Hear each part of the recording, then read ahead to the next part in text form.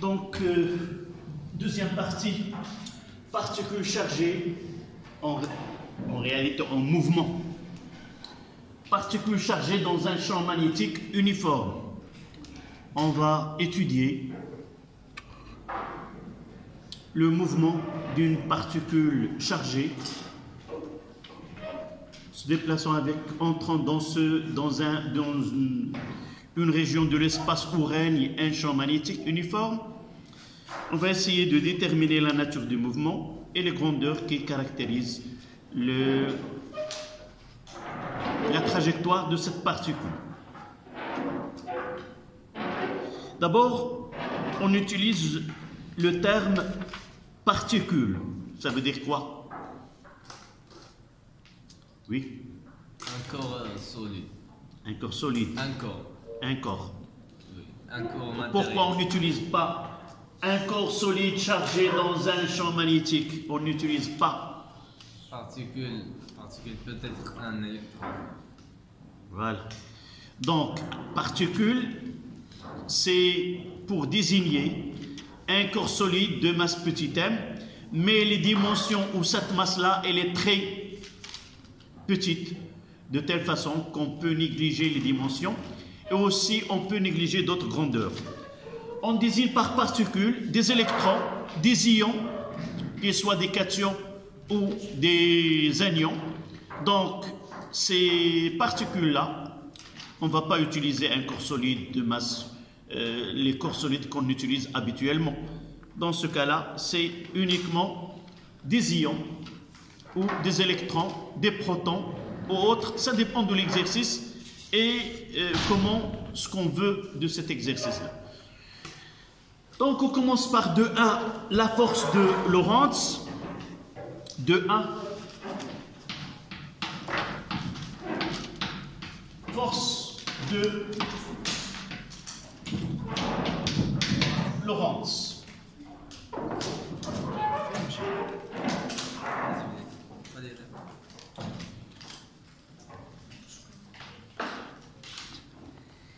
D'abord, il y a une petite confusion pour la force de Lorentz.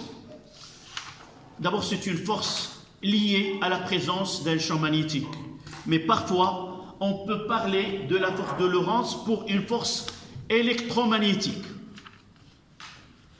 Là, il y a une discussion qu'on peut trancher. On parle de la force de Lorentz pour une force magnétique. C'est quoi la force magnétique? Force de Lorentz, c'est le nom, si vous voulez, de la force magnétique. C'est-à-dire, c'est une force due à la présence d'un champ magnétique dans une région où cette particule se déplace. On parle de force électromagnétique. Force électromagnétique, c'est lorsque cette charge-là, cette particule, se déplace dans une région de l'espace où il y a les deux, le champ magnétique et le champ électrique, où il y a celle que nous avons déjà ici. Là, il y a un champ électrique et il y a un champ magnétique. Si dans une région de l'espace où règne un champ électromagnétique, on parle d'une force électromagnétique. Et son expression, elle est différente à celle lorsqu'on parle de la force magnétique, où il y a la présence uniquement de champs magnétiques. D'accord? Ça, pour différencier force électromagnétique et force magnétique. Notre programme nous laisse étudier que le mouvement d'une particule dans un champ magnétique. Vos camarades de sciences mathématiques étudient le mouvement d'une particule dans un champ magnétique et dans un champ électrique. Donc, la force de Lorentz, c'est une force magnétique qui est subie par une charge dans un champ magnétique. Vous notez? Oui? Il y a un qui se met. علاش تشد le fond? Ou là, tu as un travail à faire. Oui, fais ce que tu veux. Qu'est-ce que tu veux? T'asseoir là? J'aimerais bien que tu t'assieds près du tableau.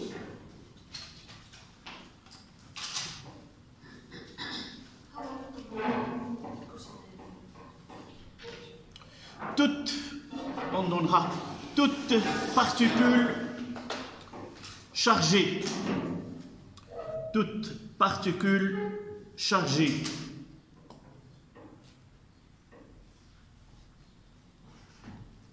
Vous ouvrez la parenthèse qui porte une charge Q, qui porte une charge Q, virgule, animé d'une vitesse V, animé d'une vitesse V, se déplaçant dans un champ magnétique B, se déplaçant dans un champ magnétique B, est soumise à une force magnétique, est soumise à une force magnétique dans un champ magnétique, est soumise à une force magnétique appelée... Oui. Quoi? On ferme la parenthèse. Non, parenthèse uniquement, non. Les parenthèses pour moi, en réalité, c'est comme ça. Pour la charge Q, animée d'une vitesse V, et se déplaçant dans un champ. Oui. Et si vous avez gardé la parenthèse ouverte, en réalité, je dois dire que entre parenthèses pour que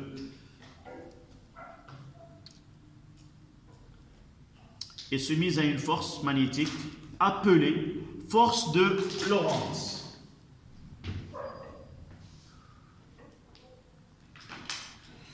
Son expression est la suivante. Fl, évidemment, c'est Fm, c'est une force magnétique. C'est QV vectoriel B. Vous avez étudié le produit vectoriel? Oui. Oui. Le produit de deux vecteurs est un vecteur. Et le vecteur produit, elle est perpendiculaire au plan formé par les deux autres. On parlera tout à l'heure. Donc, Laurent, dans l'expression à la ligne, vous mettez, là, ça veut dire la force de Lorentz, la force magnétique. D'accord? Je parlerai là de la force électromagnétique, mais ce n'est pas dans notre programme. C'est Q fois E plus QV vectoriel V. Là, c'est la force électromagnétique. Il y a un champ électrique, il y a un champ magnétique. D'accord? Ce n'est pas l'objet de notre étude.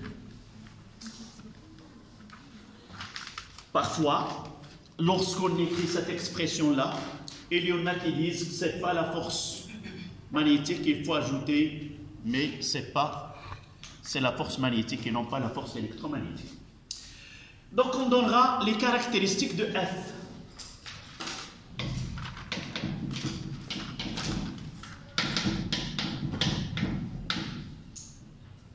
De Fl.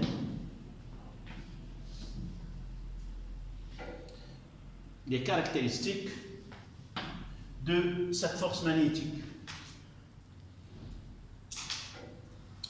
D'abord, direction. Avant la direction, point d'application.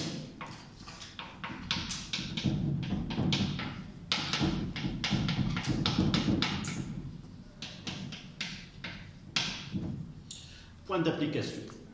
D'abord, on est devant un point matériel, ça veut dire qu'on néglige les dimensions. Ces ions leur dimension est très très petite. Par la suite, donc on va représenter cette charge ou ce corps-là par un point.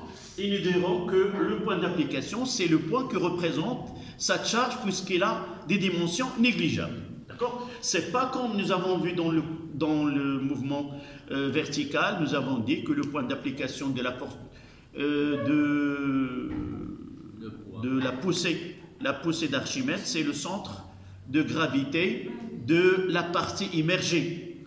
Mais là, nous n'avons pas de dimension, c'est par la suite. Donc le point d'application est le point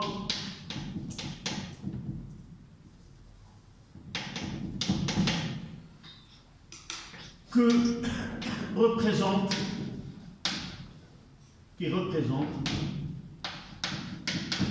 la particule.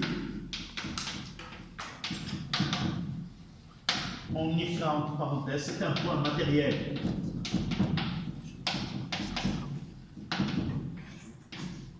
Un point matériel. Direction.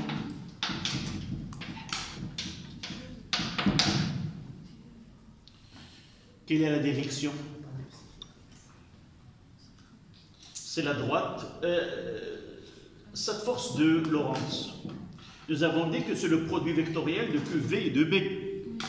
Donc, vous savez à l'avance que le produit vectoriel de deux vecteurs donne un vecteur qui est perpendiculaire. Donc, la direction, c'est la droite.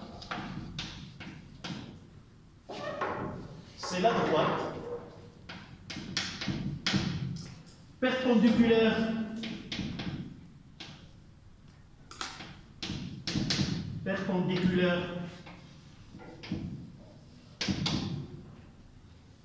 au plan formé par les deux vecteurs QV et B, passant par M, le point d'application qui correspond. On mettra ici, passant par M. Passons par le point d'application.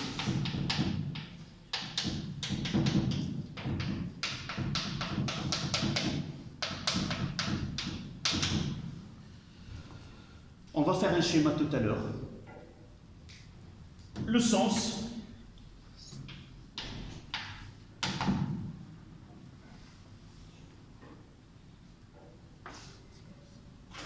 Lorsque nous avons deux vecteurs et nous réalisons le produit vectoriel de ces deux vecteurs, on obtient, comme je viens de dire, un autre vecteur.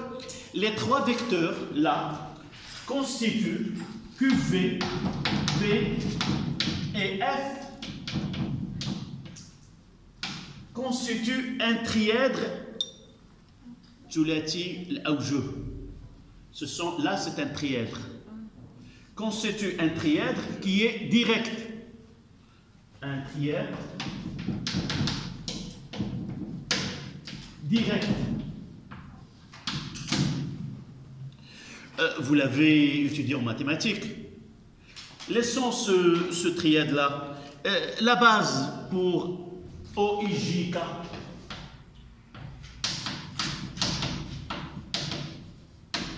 Qu'est-ce que nous disons à propos de cette base-là?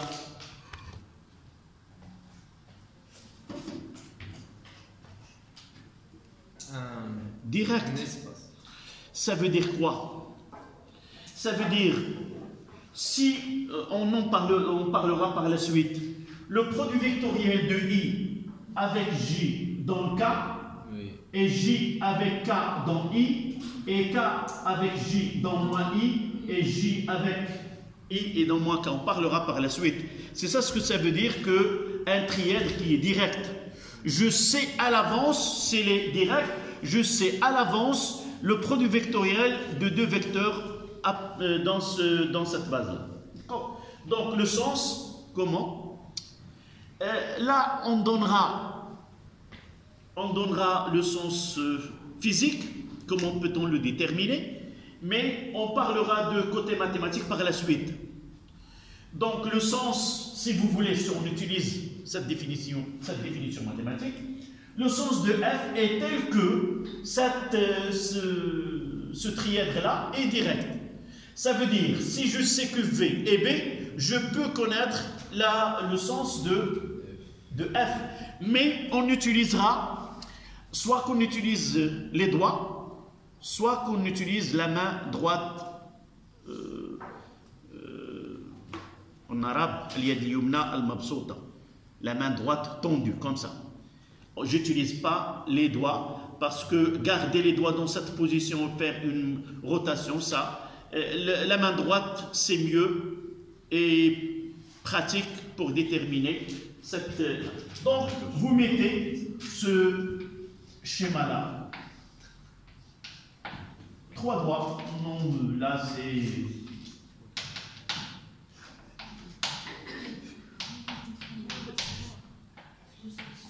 Là, c'est la main droite. C'est la suite. Vous savez pourquoi dans les dessins animés on fait que 4 doigts et non pas 5? Pour minimiser Tu es déjà. Est-ce que vous savez d'abord que dans les dessins animés, Oui, c'est pas 5 doigts, uniquement 4? Essaie de voir lorsque tu. Ah, c'est pour les cartons. Oui, oui, c'est les dessins animés, le Rusuk Mutaharrika. Ah, oui. Si tu essaies de voir la main Oui, de. il y a 4. Il n'y a que 4 et non pas 5. Donc là, ici c'est QV, selon les doigts, QV, avec la CB, et F, ça sera donné par le pouce. F.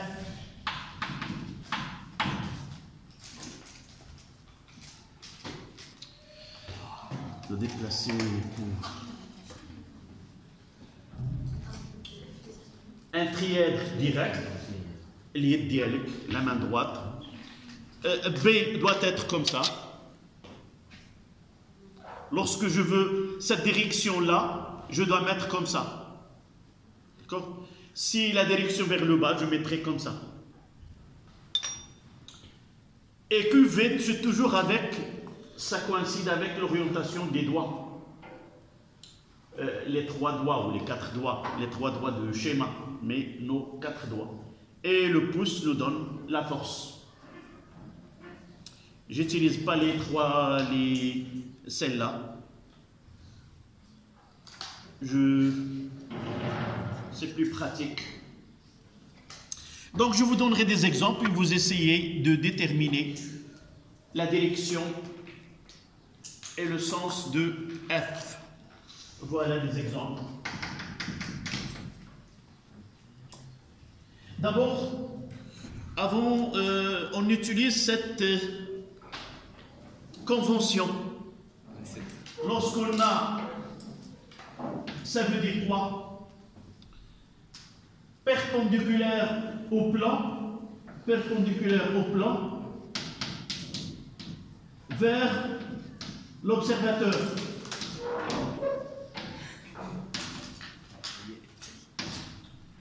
Un rond avec un croix perpendiculaire au plan, derrière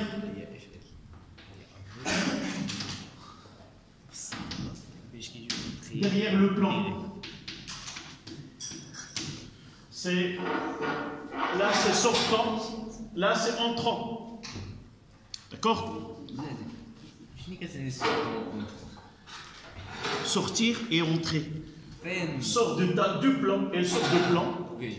ou elle entre dans le plan. Ou tu utilises diriger vers l'observateur. Oui. Il te regarde, là c'est comme un œil. Il te regarde. En réalité, c'est pour une flèche. La convention a été à partir d'une flèche. Et vous savez, la flèche, il y a une pointe, voici la flèche, et là on utilise, voici le vecteur généralement pour les flèches des Indiens. Ils le donnent des ailes pour qu'il. Donc là, une pointe et là, un croix.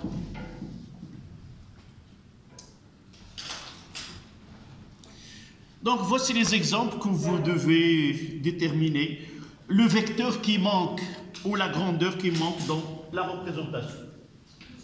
Donc là, c'est V avec Q positif. Là, c'est F. Et là, c'est B. Je mettrai ici ce qui manque, par exemple B.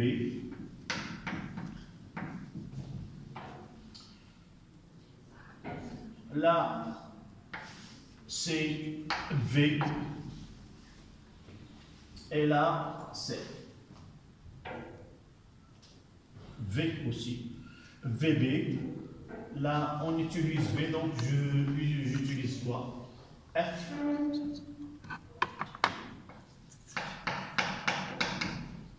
FL. Voilà, essayez de...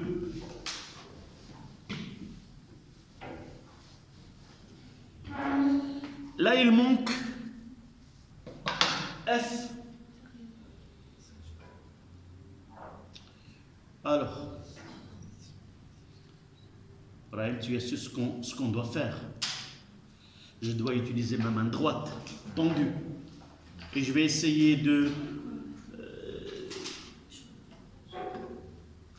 déterminer le vecteur qui manque. D'abord, la première des choses, je commence par V. N'oubliez pas que cette force-là, c'est QV. QV vectoriel V. Nous savons que Q est une charge. Il peut être positif comme il peut être négatif. Ça veut dire la relation entre QV et V, ce sont deux vecteurs collinéaires. Soit ils ont le même sens, CQ est positif, ils ont sens opposé, CQ est négatif. Dans ce cas-là, V est devant vous, je mettrai mes doigts vers vous. Je dois m'assurer le produit QV, est-ce que je garderai mes doigts comme ils sont ou je dois changer d'orientation? Je ne change pas parce que Q elle est positif. Donc QV et V, même sens. B, comment il est? Elle est vers le bas. Donc ma main, elle est vraiment B vers le bas. Voilà B. Donc F est donné par le pouce vers ce côté-là. FL. D'accord? Donnez-moi, si quelqu'un peut passer faire le deuxième cas. Jarab. D'accord.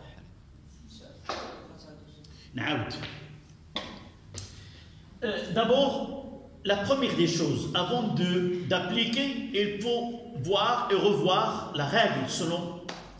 Donc, mes doigts, les 4 doigts, doivent coïncider avec QV et non pas V, QV. Généralement, s'il nous donne V, je mettrai mes doigts selon V et je dois compléter CQ et les positifs. Je garderai la même orientation de mes doigts. CQ est négatif, je mettrai dans le sens inverse. D'accord? Juste après, je dois garder le sens inverse. CB est dirigé vers vous. Je dois toujours garder ma main vers le bas, mais tourner ma main vers vous. Et voilà, F donné par le pouce. Donc, dans ce cas-là, V, c'est un cercle ou un point. Ça veut dire qu'elle est perpendiculaire au tableau et dirigée vers l'observateur. Donc, V, elle est comme ça. Q positif, je garde QV, elle est même sens que V. Après B, c'est facile, elle est vers le bas. Donc, F, elle est dans ce sens-là. Et là,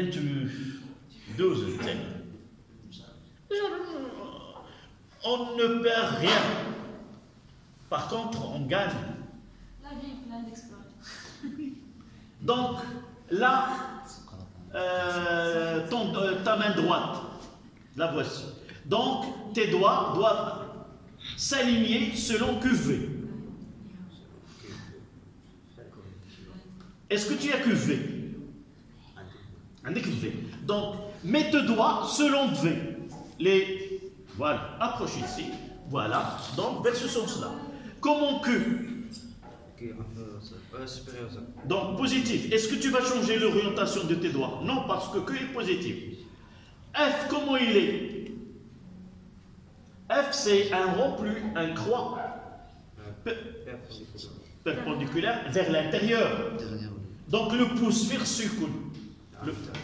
Voilà. Et n'oublie pas de garder cette orientation. Donc, voilà. Et comment il est B maintenant? Voilà. Tu prends la craie bleue et tu montres, tu représentes B. À partir de là, vers le haut. Voilà. Et tu le nommes B. Ça y est? Merci. C'est fait. C'est la règle, c'est facile à appliquer? Non. Dis-moi. Non. Non, et donc tu passes. Question d'habitude, il faut s'habituer à la règle. Tu n'as. Je donnerai le cas où Q est négatif. Là, qu'est-ce que tu as? Tu commences par un vecteur, lequel tu choisiras le premier. B. Allez, utilise ta main pour donner l'orientation de B. Comment il est? Non, B, il est donné par là. Si c'est un rond, un point, il est dirigé vers l'observateur, je mettrai ma main comme ça. D'accord? Comment est F? Vers le bas. Donc le pouce doit être vers le bas.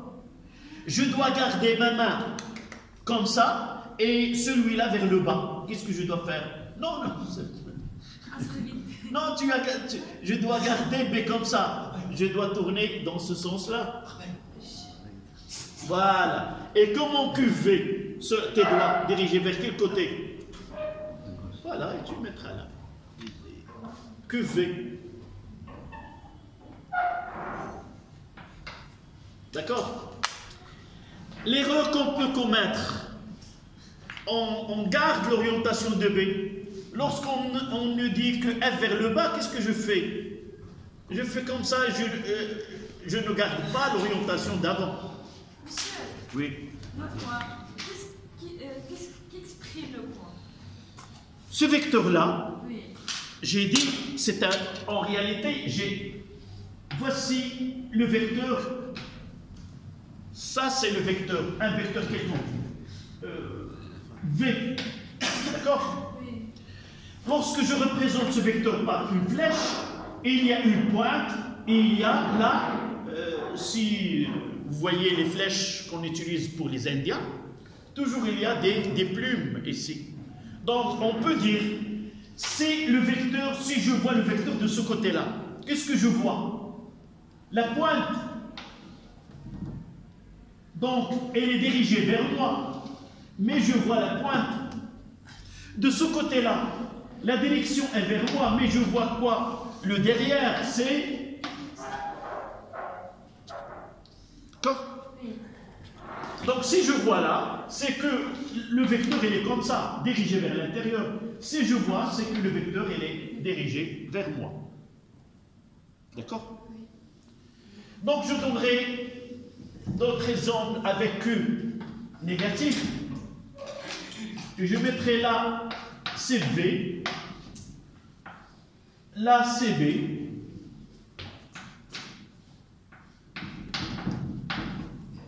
et là CV, et il me reste que V, et je mettrai là FN, il me reste, j'ai fait B avec V, donc F et B. F et B. Et n'oublions pas que Q est négatif. Yallah, Anna, tu...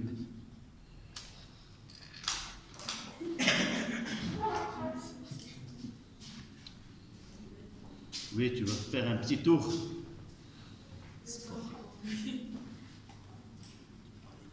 Mais maintenant, on a qui négatif. Ouais, je sais, c'est plus difficile. Monsieur, Donc, tu choisis. Généralement, on laisse F la dernière. Si j'ai F, je laisserai la dernière. Parce que je peux faire là, mais c'est difficile de jouer avec le pouce. Donc, j'ai V et F. Donc, je dois commencer. Ça, c'est mon... si tu as l'habilité de tes mains, tu peux choisir n'importe lequel. Tu peux choisir FL, par exemple. Allez, choisis un vecteur que tu prendras comme initiative pour l'orientation. On est là. Tu choisis un de ces trois. Choisis.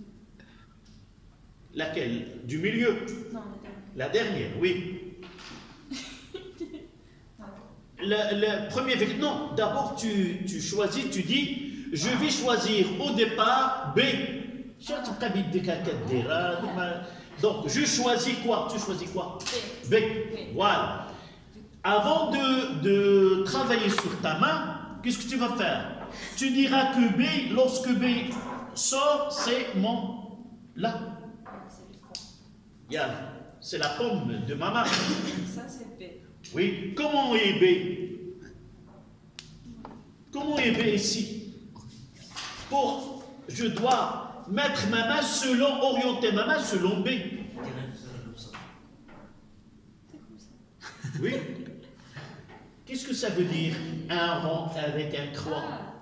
C'est vers l'intérieur, donc je mettrai ma main comme ça. Oui. Voilà. Je dois garder ma main comme ça et penser au deuxième vecteur, ce qui est F, C'est comme ça. vers le haut. Vers le haut, oui. Donc comment tu vas faire? Ça, c'est vers le haut. Ici. Non, non, non. Tu mettras là et tu dois faire quoi? Je garde ma main, ma paume vers la paume du main vers l'intérieur et je dois orienter F vers le haut. Donc comment EQV? Non, non, tu dois garder comme ça. Oui. Donc je garde comme ça et je veux orienter avec F. Ça veut dire comme ça. Donc QV, non, non, c'est pas, tu gardes dans les mains. Non, non, non, il ne faut pas changer de main. Toujours la main droite. Je suis pas flexible. Non, comme ça. Voilà. Tu n'es pas obligé de dire, voilà, B, il est comme ça. Oui. Mais F, comment il est? Vers le bas. Voilà. Donc QV est de ce côté-là. C'est comme ça. Oui. Donc B, voilà B. F, non, là, donc F elle est vers le haut. Oui. Voilà B, F vers le haut. Je mettrai comme ça. Je garde ma main dans l'orientation précédente. C'est pas en faisant comme ça. Si je fais comme ça, c'est faux. Donc, ma main vers l'intérieur, F. F vers le haut. Donc, voilà QV, mes doigts. Ok. D'accord. Mes doigts seront QV. Et quand Et CQV est dans ce sens-là. Où je représenterai V? monsieur, Oui. sens inverse. Dans le sens inverse. Voilà. Ah, car on a que le négatif. Oui. Merci. Oui. Oui. Ah, monsieur, vous avez écrit QV et QV. Monsieur, c'est difficile. Qu'est-ce que j'ai... Donc B est là. B vers l'intérieur. F vers le haut. Donc V. Non, c'est V, oui, oui. Je dois mettre ici quoi? V. V et non pas. Tu passes.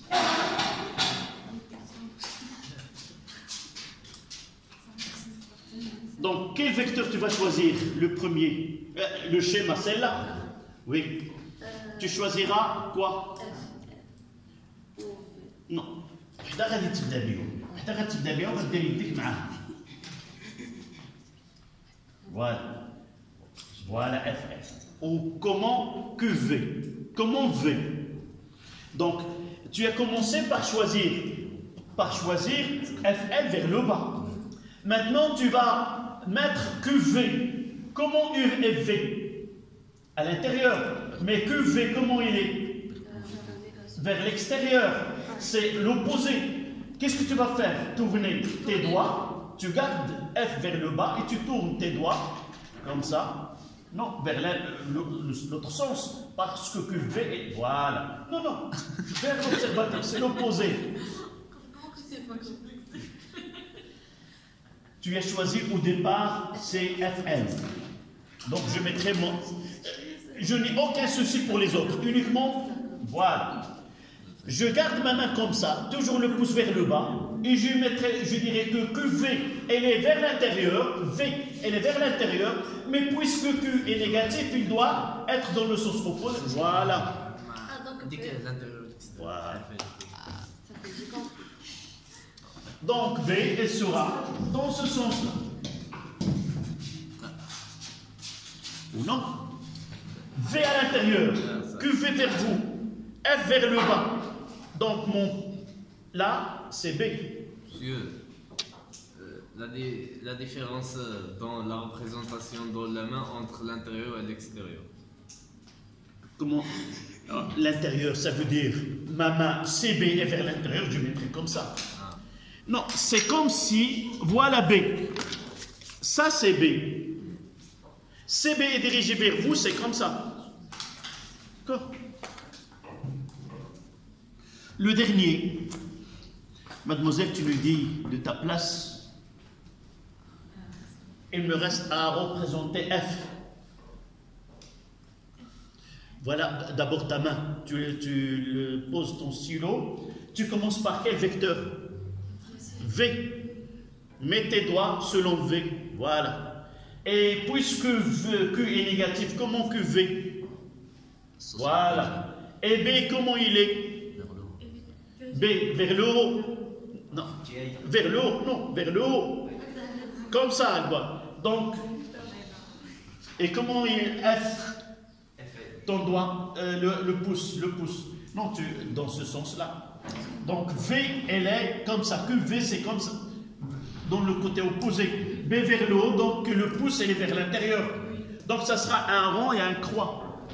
Là, c'est F, L. D'accord? Comme ça, oui. Donc, B vers le haut, QV comme ça, mais F vers l'intérieur. On passe à l'étude maintenant.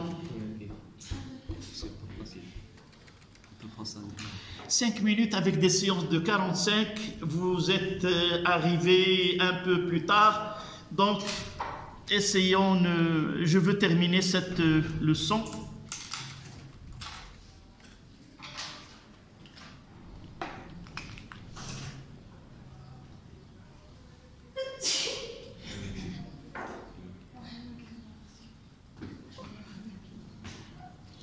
Donc, on passe à 2-2.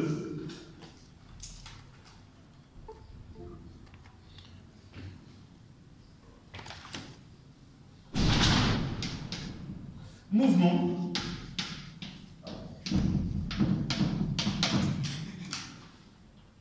D'une charge Q dans un champ uniforme.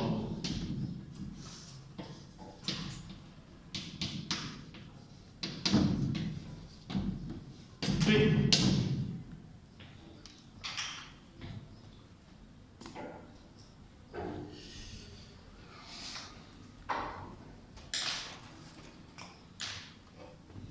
Là, nous avons le dispositif expérimental. Nous avons un ballon où il y a du vide à l'intérieur relatif, donc une très faible pression à l'intérieur. Nous pouvons produire un faisceau d'électrons en utilisant ce générateur-là de haute tension qui permet de donner jusqu'à 5 kV, c'est-à-dire 5000 volts.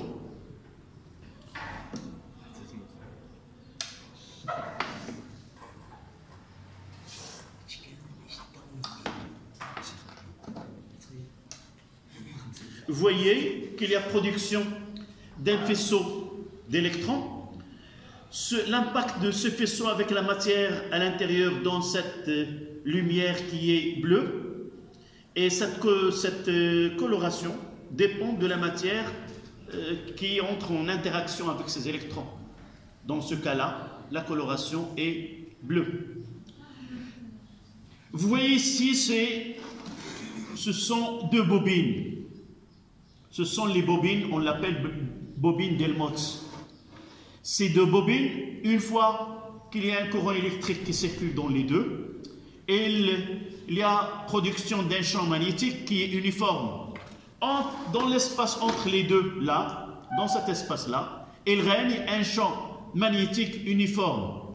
Ça veut dire quoi? Elle garde la même direction, même sens et la même intensité, intensité à l'intérieur.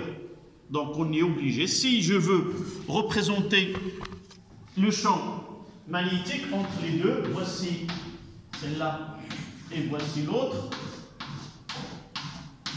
voici les deux bobines. Donc une fois à partir du sens de courant, je peux déterminer, vous avez l'année dernière, si I, on fait I selon le doigt, ça c'est pas de notre... On ne vous demande pas de schématiser B de cette manière-là. Si le courant passe selon nos doigts, B est donné par le pouce. D'accord? Si I passe dans la bobine comme ça, donc B, elle est... Donc I, dans ce cas-là, je mettrai dans le sens inverse I. Donc I, donc B, dans ce sens-là. Donc, l'orientation, ça sera comme ça. Le champ B, il est uniforme à l'intérieur. D'accord? Donc, là, ce problème de...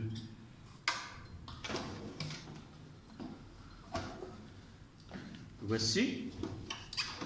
Donc, on parlera, nous avons parlé d'un champ magnétique. S'il te plaît, tu me donnes celui-là. Un champ magnétique, on présente un champ magnétique, il y a déviation de faisceaux d'électrons. Là.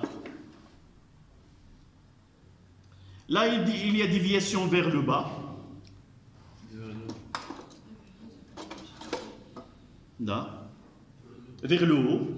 Et si je change l'orientation, déviation vers le bas.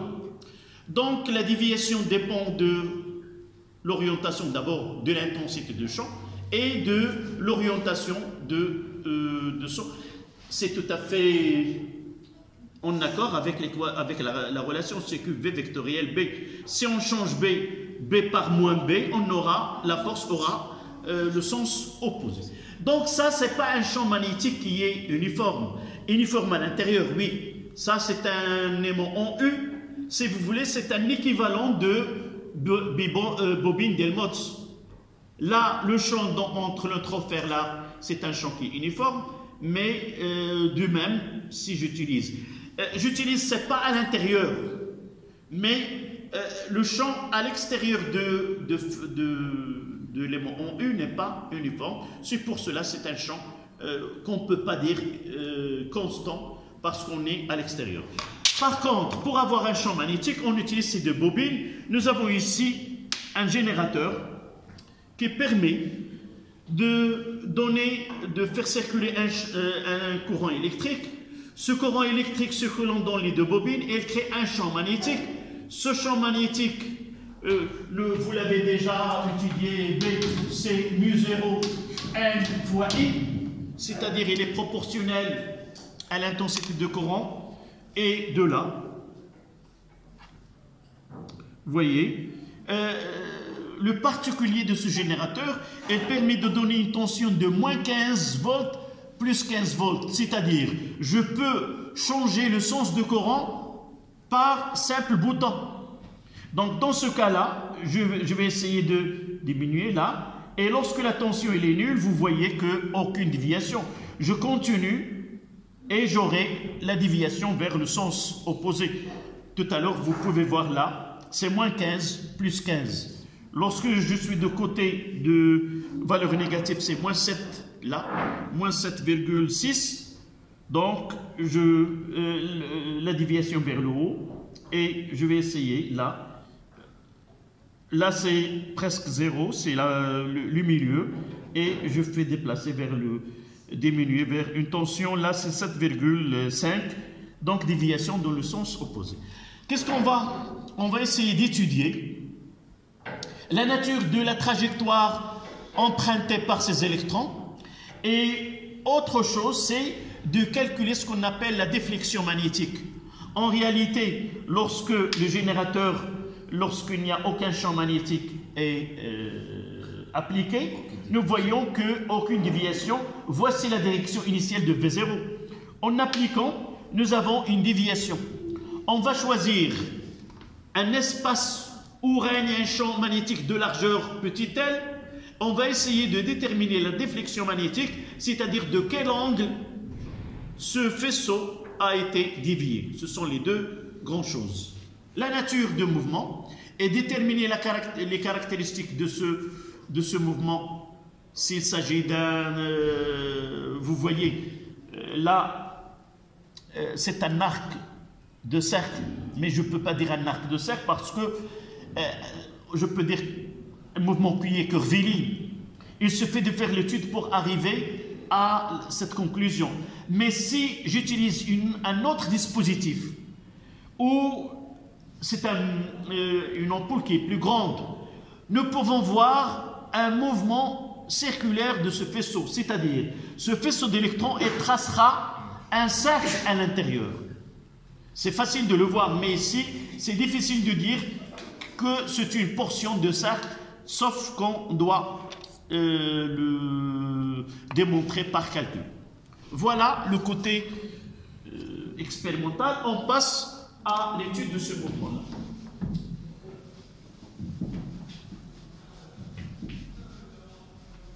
Comment ça fait cet appareil?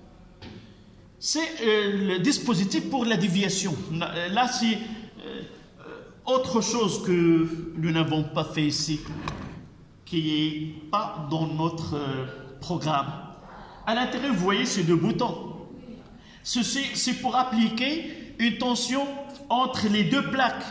Et nous avons là deux plaques soumises à une tension, c'est-à-dire créer un champ électrique entre les deux.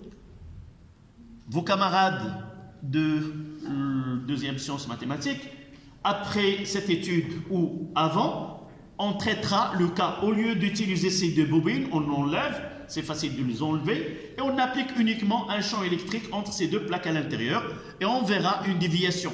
Là, la déviation, ce n'est pas comme un arc de cercle, mais c'est un mouvement qui est parabolique. On la démontre, c'est identique à celle de mouvement d'un corps dans un champ magnétique, sauf ici dans un champ électrique uniforme, parce que nous avons entre deux plaques règne un champ électrique uniforme, et la même étude se fait. Sauf pour vous, on ne l'a pas. Oui. On ne peut pas faire ça au-dessous de... Oui, c'est de la même chose là. Vous voyez, si je mettrais au-dessous,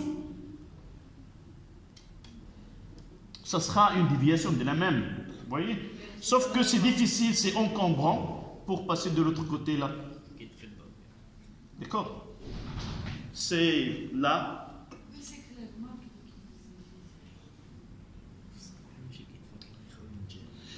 L'essentiel, c'est qu'il existe un champ électrique, un champ magnétique qui peut dévier.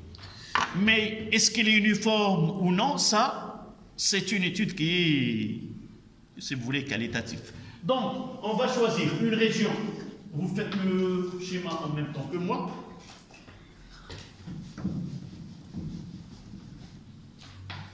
Une région de l'espace où règne un champ magnétique uniforme.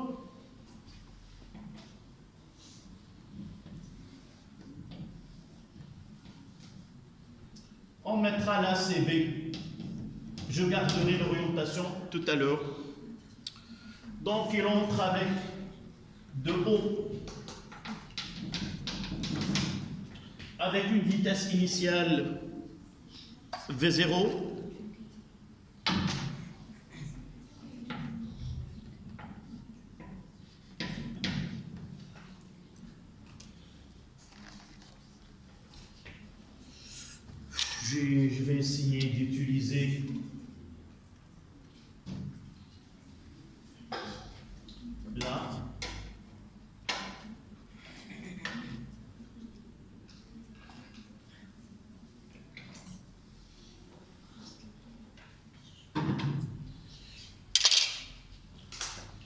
Je nommerai ce point CS.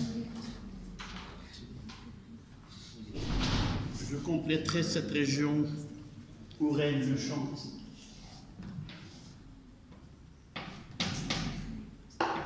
Là, c'est C. Je mettrai là CQ et les positifs. Je dois m'assurer que vraiment cette distance-là, elle est la même que celle-là.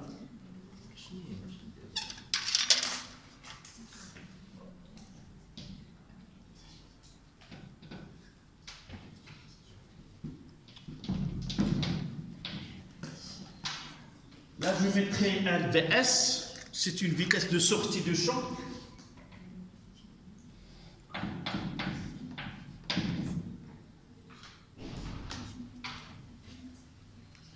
Sans oublier que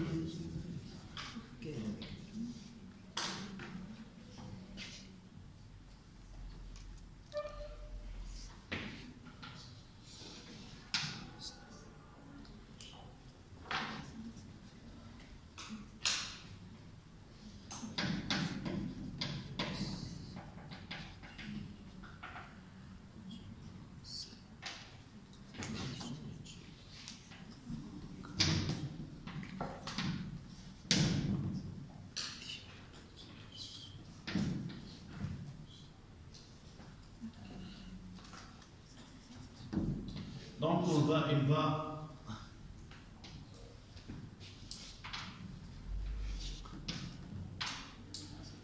là c'est absence de champ magnétique.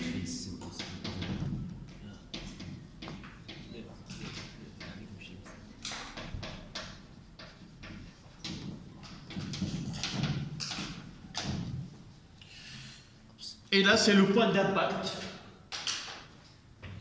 qui doit être non, peut-être.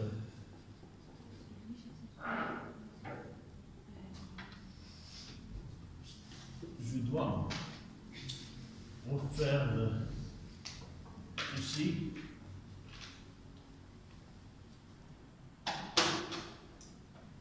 C'est en jaune. Voilà.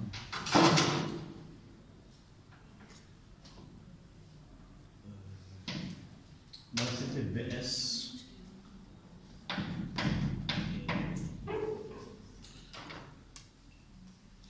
Donc, c'est là où la déflexion magnétique, on va la nommer DM.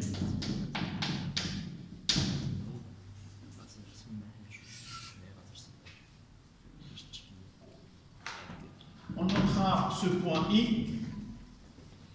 C'est la droite, c'est la tangente au point S. On nommera cet angle alpha. On va essayer de montrer que ce alpha, elle est la même qu'ici. D'accord?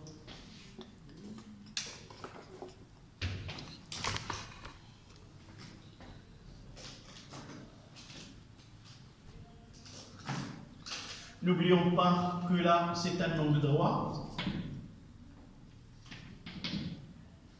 Et là, c'est un angle droit. Là, c'est H, ce point-là.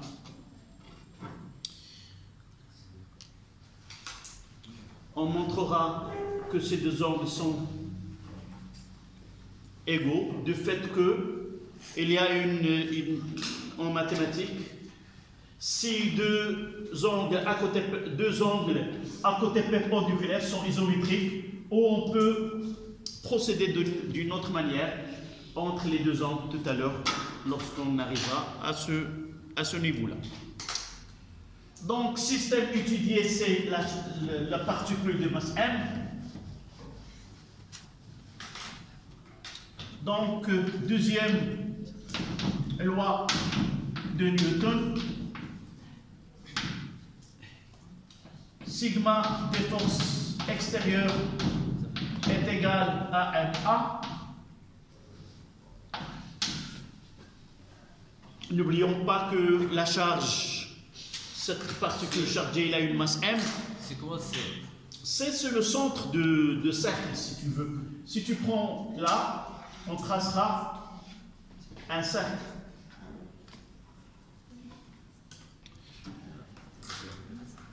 D'accord? Donc, le poids P est très négligeable devant la force de Lorentz. Il suffit de faire un petit calcul pour un électron. Sa masse est 9,3 à la puissance moins 31 kg fois G, ça donne une force qui est largement négligeable devant la force magnétique. On va faire un petit calcul par la suite, oui. C'est quoi I? Un point. Un point Un quelconque. point quelconque. Si tu n'aimes pas I, tu le changes. Non, sa position. C'est le prolongement de la tangente. Ah. Là, c'est le prolongement de la tangente. D'accord? Donc j'aurai en un point là,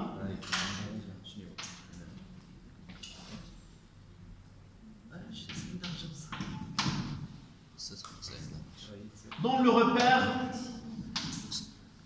de Freinet. C'est le point M, N, U et K. C'est un repère qui est mobile. Le centre coïncide avec le point matériel en mouvement et trois vecteurs unitaires forment une base directe. On peut la schématiser sur le schéma. Donc, il y a N qui est dirigé vers le centre. Il y a U qui est tangent et orienté selon le sens du mouvement. Et il y a le vecteur K. On a un point 1, là, la charge Q en ce point, à l'instant T. Je vais essayer d'associer le repère de Freinet. Lorsque le mouvement n'est pas rectiligne, on utilise le repère de Freinet. Le centre de ce Freinet, F, E, oui, avec ce petit F.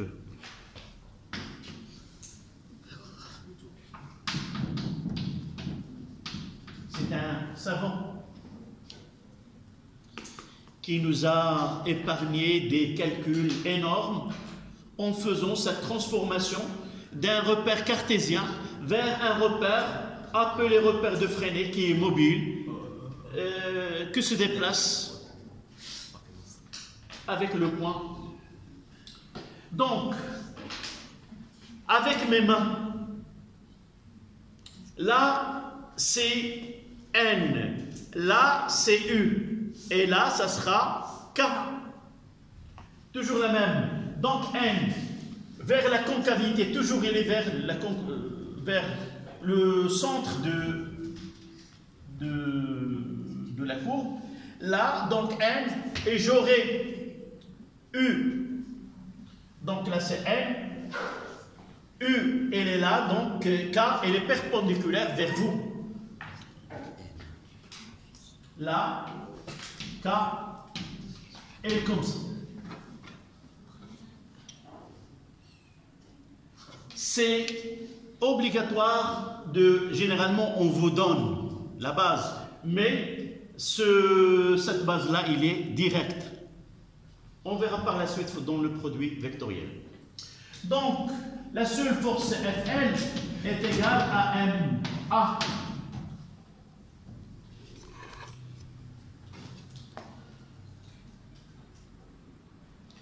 D'abord, on va essayer d'écrire l'expression de la force de Lorentz dans le repère de Freinet. Fl est égal à QV vectoriel B. D'accord?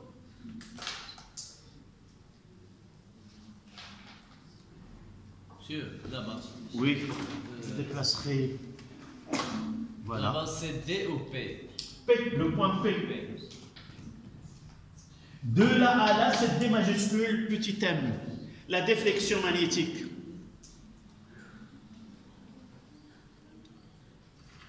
D'accord? Donnez-moi l'expression de QV, là. QV dans le repère.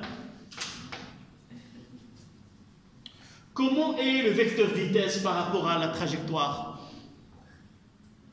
V est toujours tangente à la trajectoire. C'est-à-dire, il est porté par le vecteur U. Donc, je peux écrire que ce QV, c'est Q fois V porté par U et B.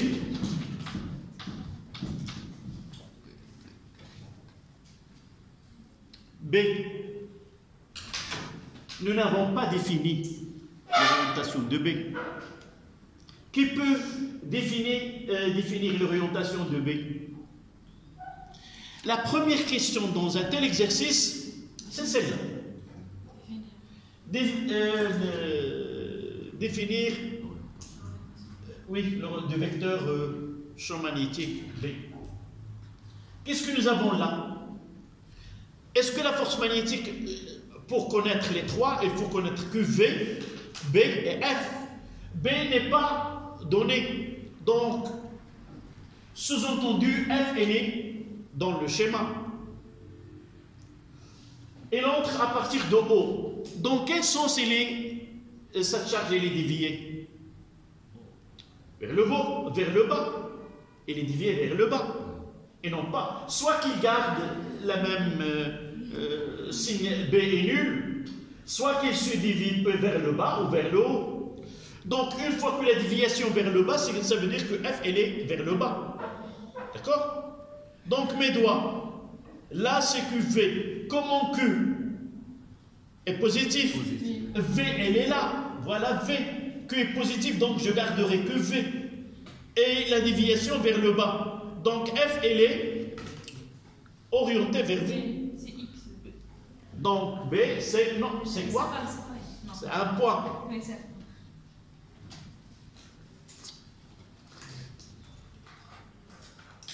Brahim, ça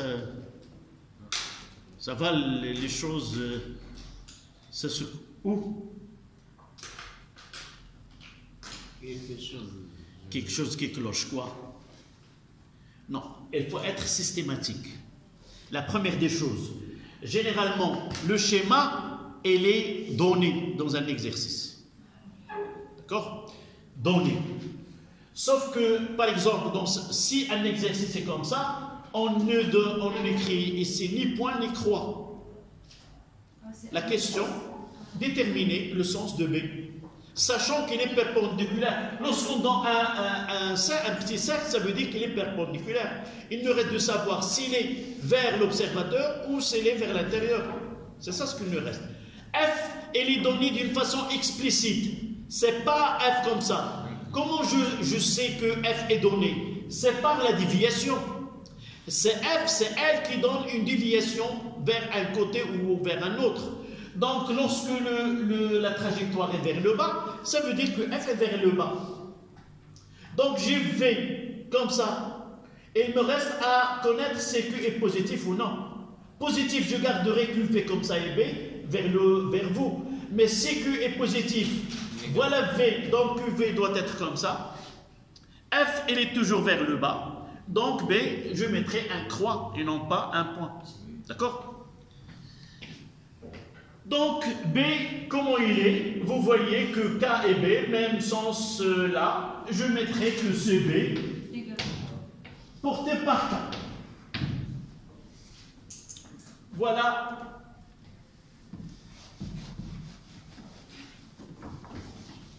Donc je passe à cette relation-là. Avant cette relation, c'est FL, je vais l'écrire de nouveau. comment je dois écrire? QV, ça veut dire quoi? C'est QV porté par U vectoriel BK. Ça veut dire que Q fois V fois B, mais U vectoriel K. Qu'est-ce que vous savez? Comment dois-je connaître le résultat de ce produit-là? D'abord, une petite technique, elle m'a été apprise et je suis en train de la communiquer à vous. Pour faire un calcul, ce calcul-là, j'écrirai cette base 2 fois.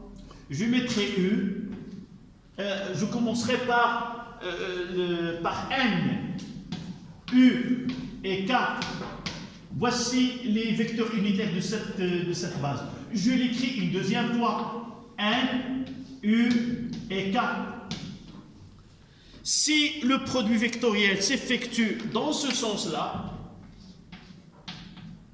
ça donne plus celui qui vient juste après.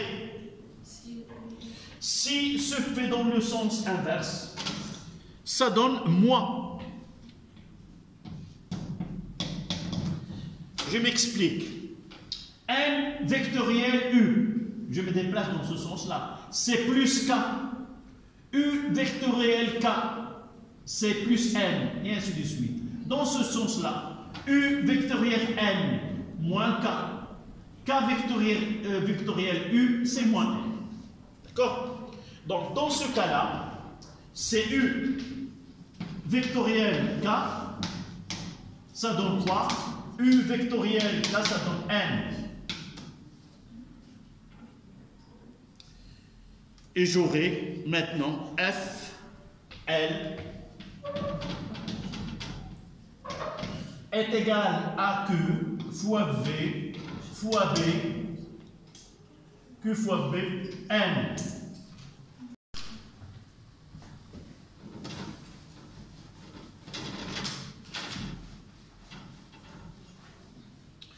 Donc, je mettrai que QVB N est égal à M D de V NA. Dans le repère de Freinet, A est là à N et à T. Là, c'est V carré sur ρ, et là, c'est D de V sur dt. S'il vous plaît. Ρ, c'est le rayon de courbure. Si ρ est constant, ça veut dire que le mouvement est circulaire. Si ρ varie, ça veut dire que le mouvement est curviligne, tout simplement. Donc ρ, rayon de courbure.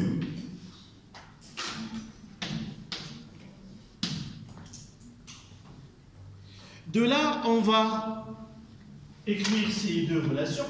Ça veut dire que Fn qui a QVB est là 0 est égal à mv carré sur ρ et là md de v sur dt.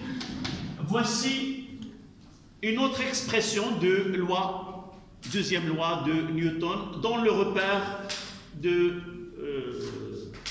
Freinet. Et qu'est-ce qu'on tire de là? On tire que d'abord QVB est égal à mv carré sur ρ et d de v sur dt est égal à 0. Celle-là est égale à celle-là et celle-là est égale à celle-là.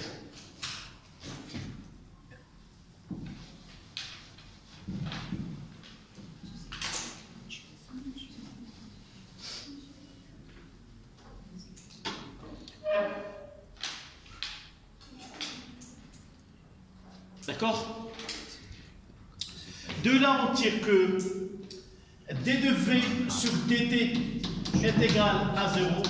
Ça veut dire que V est égal à une constante. Et de la première relation, on tire que ρ est égal à M. Vous voyez V carré divisé par Q fois V fois B, ça donne M fois V sur Q fois Q fois B. Je simplifie par V et j'aurai cette expression-là. Constatons que M et V et Q et B sont constants, donc ρ est égal à une constante. Le rayon de courbure est constant. Et par suite, on écrira ρ est égal à R. Donc R est égal à MV sur Q fois B. Donc le mouvement de la particule est un mouvement circulaire uniforme. Mouvement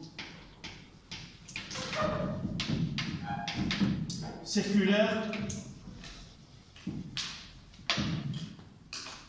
uniforme de rayon R est égal à MV sur Q fois B. Dans ce cas-là, je n'ai pas mis en valeur absolue parce que Q elle est positive. D'accord?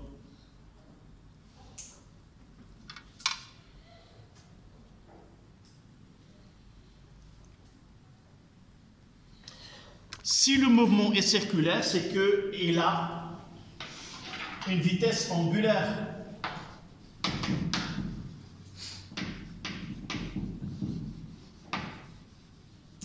Oméga. Et nous savons que V est égal à R fois oméga.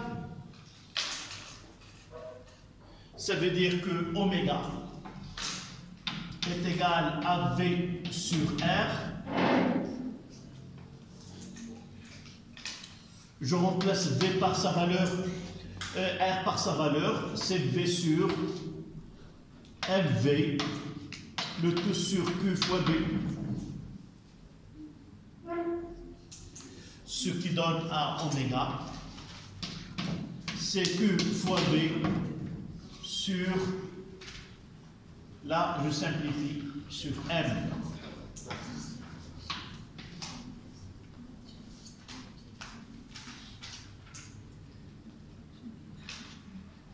Et finalement, c'est le mouvement est circulaire uniforme, c'est que ce oméga est égal à 2pi sur T. T, c'est la période. Et de là, on tire ce T est égal à 2pi divisé par oméga. Donc, j'aurai M ici. Et j'aurai Q fois B là. Là, c'est la période de mouvement circulaire effectuée par cette charge, cette particule chargée de charge Q.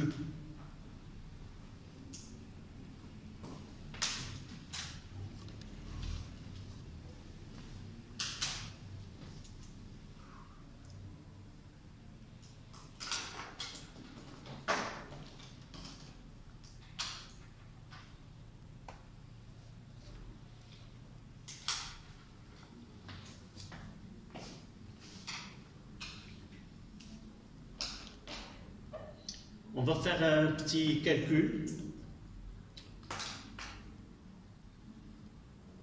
concernant cette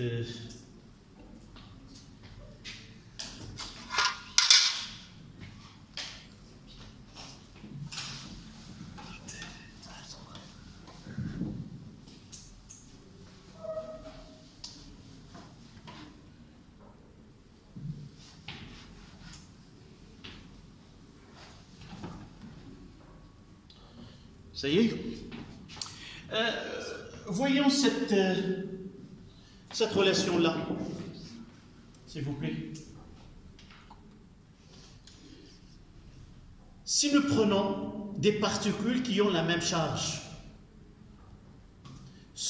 entrant avec même vitesse, subit le même champ magnétique, mais évidemment, ils ont deux masses différentes. Qu'est-ce qu'on va constater? Même charge, mais masse différente. Oui, entrant avec la même vitesse, même charge, par exemple, ce sont deux isotopes.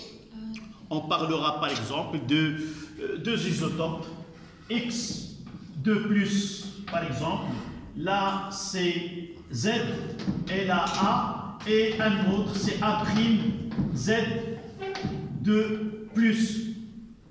C'est-à-dire ils ont deux masses différentes. Donc ils ont deux rayons différents.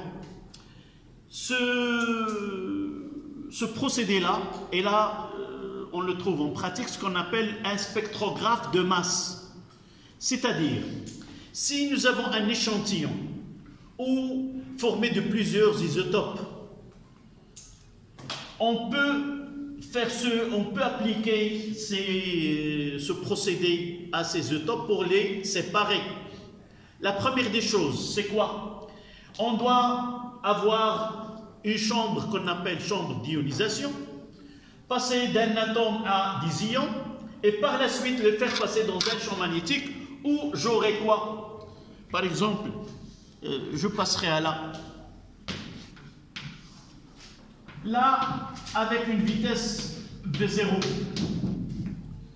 Donc on aura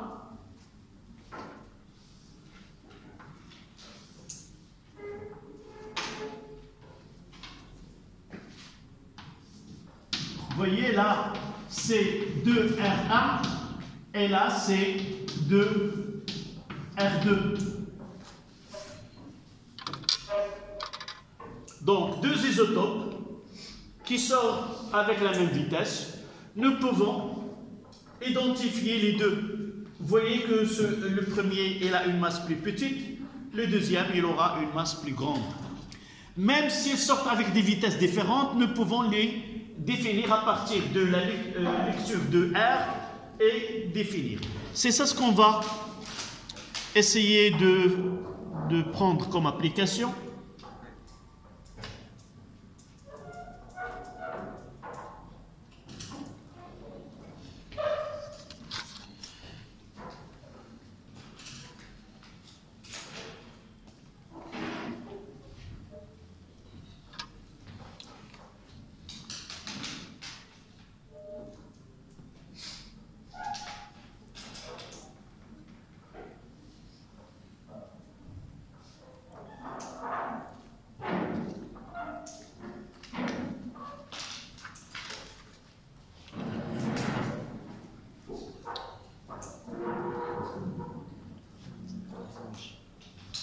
Donc on veut séparer. Là, dans cet exercice, nous avons deux vitesses différentes. K de BR-. BR- qui a une masse, c'est les deux isotopes 79 et le BR-.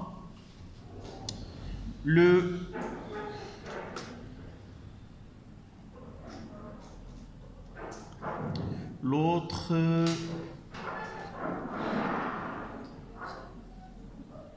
81.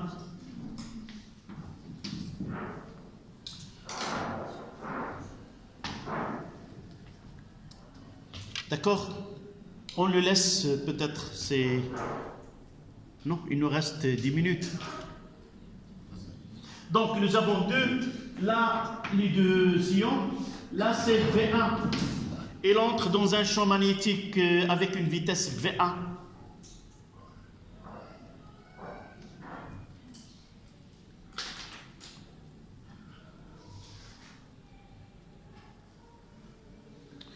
C'est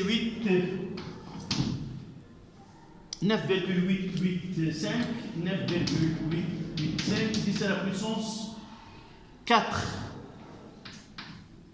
mètres par seconde. Et l'isotope, le deuxième, c'est V2.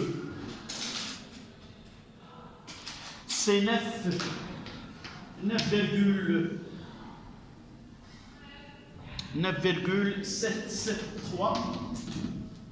10 à la puissance 4 mètres par seconde.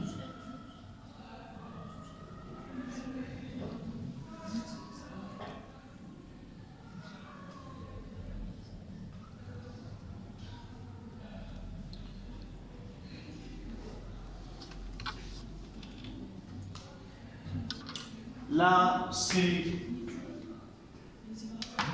C1 et la C2. Vous allez, la question c'est lequel il va être reçu en C1 et lequel il va être récupéré en C2, sachant que B est égal à 0,1 Tesla. D'accord? On donne NA, c'est 6,03, 0,23, 10 à la puissance 23, mol moins 1. D'accord? Monsieur, on va calculer la masse. On va calculer la masse d'abord. Comment calcule-t-on la masse?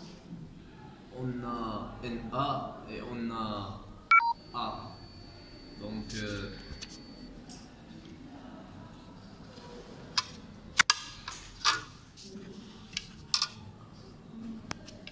oui, là c'est la batterie.